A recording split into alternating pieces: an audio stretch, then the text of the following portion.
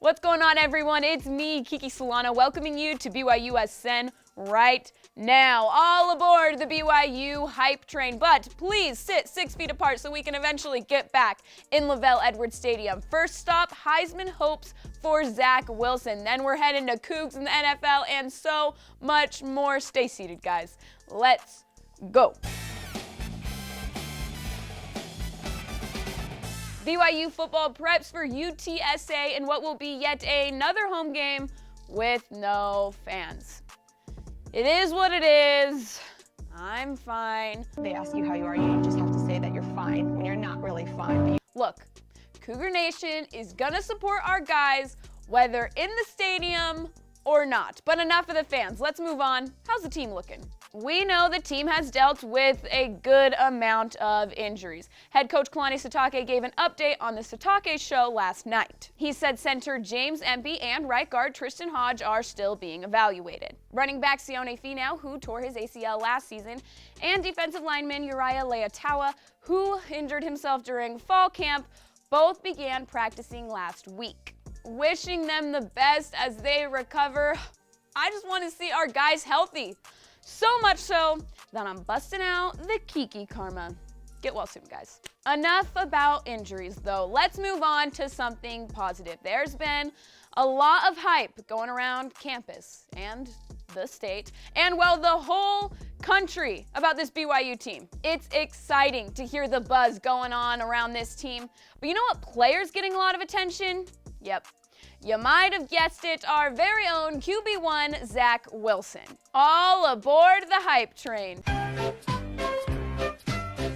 Mike Renner of Pro Football Focus said this recently about Zach Wilson. I'm ready to start talking about another quarterback in college football as a possible first rounder, and it is BYU QB Zach Wilson. First round, woo, okay. But believe it or not, that's just the tip of the iceberg. Other things people are saying, well, take a look for yourself. Wilson faked it to him and keeps it. Zach Wilson, the speed, and he dives for the end zone. Touchdown. Listen, this is exciting. But how does Zach feel about it?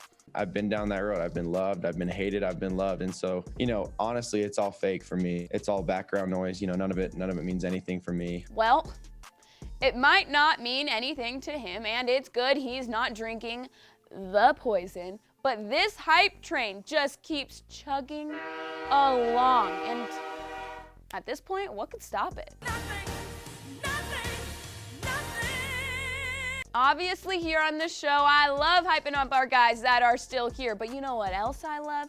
Hyping up our guys that were here and are now in the NFL. Let's start with Daniel Sorensen, who had 6 total tackles and 2 tackles for loss as the Chiefs took down the Patriots. And of course, we can't forget about the one and only Jamal Williams, who had quite the game Monday night. In the Packers' win over the Falcons, Jamal had 10 rushing yards and 8 receptions for 95 yards.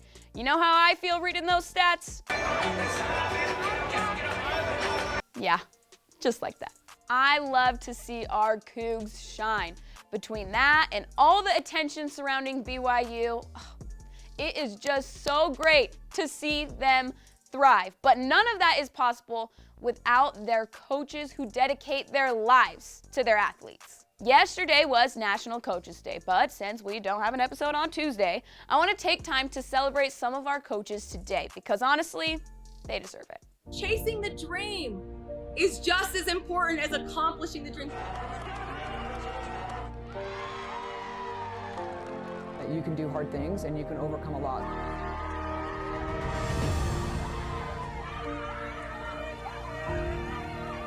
I'm gonna look out for those boys. I love them and I care for them, and they know that.